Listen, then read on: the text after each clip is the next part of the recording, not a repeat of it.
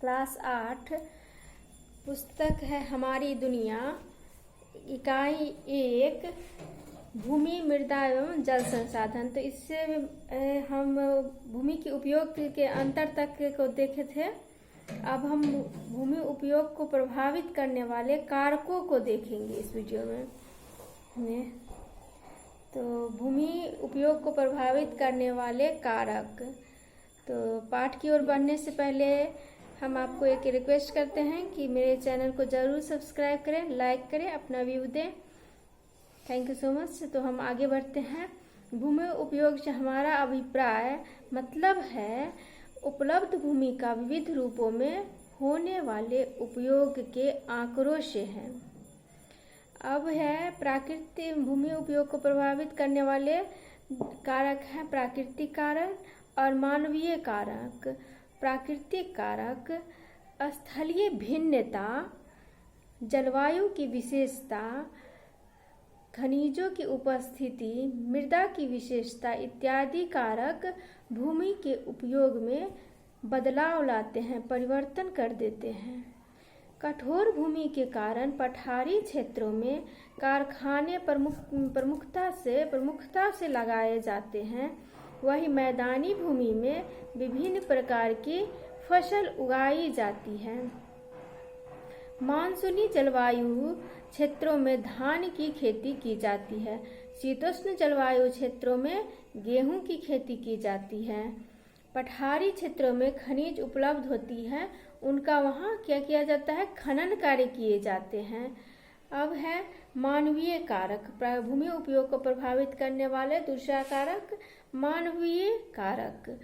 तो तकनीकी ज्ञान में वृद्धि, आजकल तो तकनीकी ज्ञान में बहुत वृद्धि हो रही है, और जनाधिक्य, जनसंख्या के बढ़ती हुई जनसंख्या भी हमारे देश की एक बड़ी समस्या है। ये जनसंख्या बहुत ही तीव्र गति से बढ़ रही है। श्रमिकों की उपलब्धता, कार्य करने वाले जो व्यक्ति हैं उनके क्या जो है सहज उपलब्ध हो रहा है अभी। और बेरोजगारी की समस्या भी अपने देश में बहुत बड़ी है, तो इसलिए श्रमिकों की बहुत ही उपलब्धता है। श्रमिकों की उपलब्धता तथा मानवीय आवश्यकताओं में अंतर इत्यादि भूमि के उपयोग में बदलाव लाते हैं। जनाधिक्य बढ़ती जा रही है, परंतु जमीन तो हमारी सीमित है ना, है वो तो नहीं बढ़ रही है। कहीं कहीं पर मानव ने क्या किया है, बंजर भूमि पर अपना भवन बनाना प्रारंभ कर दिया है। जो बंजर भूमि जो कृषि योग्य नहीं है, जहाँ कुछ उपज नहीं सकता, वहाँ पर क्या किया है, भवन बनाना प्रारंभ कर दिया है।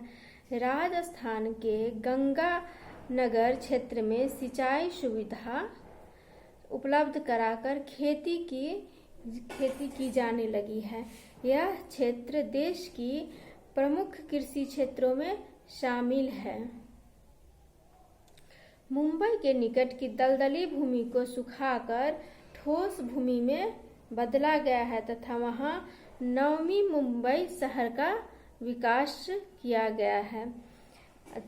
हमारे देश में भूमि उपयोग प्रारूप संबंधी आंकड़े अर्थात रिकॉर्ड किसके पास होते हैं, तो राजस्व विभाग के पास होते हैं। पठारी भागों में की कृषि कार्य, पठारी भागों की भूमि जो कृषि कार्य के लिए उतनी अनुकूल नहीं है, वहाँ कृषि कार्यों में अतिरिक्त उद्योगों की स्थापना को प्रमुखता दी जाती है।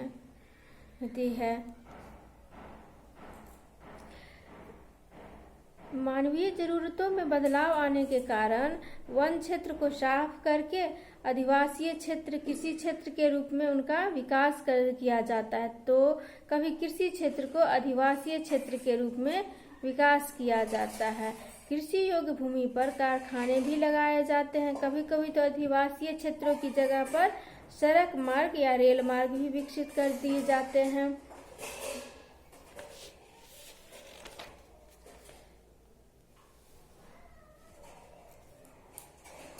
तो ये इतना हुआ। अब हम नेक्स्ट देखते हैं आपको भूमि उपयोग वर्ग। तो उपयोग वर्ग है वन क्षेत्र की भूमि, ये वर्ग है वन क्षेत्र की भूमि और कृषि कार्य के लिए उपलब्ध भूमि। तो बंजर एवं व्यर्थ भूमि, सड़क, मकान और उद्योगों में लगी भूमि।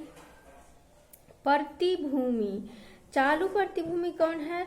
जिस भूमि पर 1 वर्ष या उससे कम समय से कृषि कार्य न किया गया हो, खेती या कोई फसल न उगाई गई हो।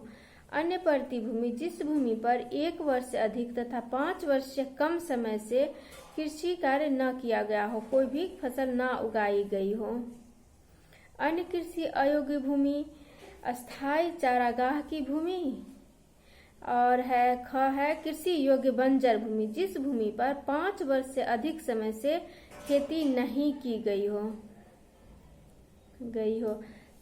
अब आपका है इसमें भूमि संरक्षण की आवश्यकता। भूमि को का देख रेख या बचाव करना क्यों आवश्यक है, इसको हम अगले वीडियो में देखते हैं।